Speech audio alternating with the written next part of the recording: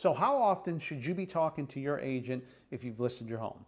My answer is very often. You definitely need to be talking to them often, but you have to have something laid out ahead of time. So what I like to do when I get together with my sellers and when I'm on the listing appointment and they agree to work with me is I let them know that weekly they'll be getting a call. Usually I like to set that on a Wednesday.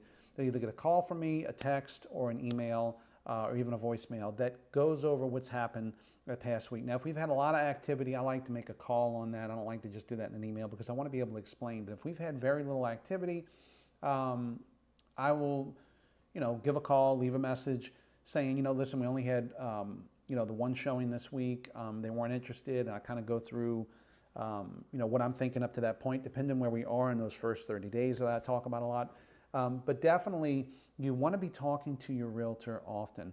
I hear these horror stories about agents who list homes and the seller doesn't hear from them literally for 5.5 months. They call 2 weeks before the listing is going to expire and they say, hey, can you go ahead and relist with me? And of course they say, no way, I never heard from you. You put a sign in the yard and you ran away.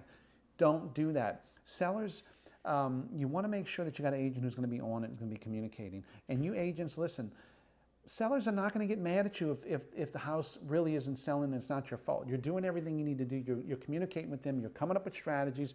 You're doing all these things. So just agents, talk to your clients. Sellers, talk to your agents.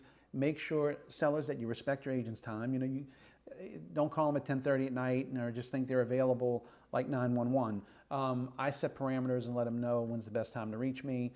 And I find that if you act first as an agent and you give that communication, the sellers are good with it and they respect those boundaries. So for more great tips, follow me, and I can't wait to hear from you.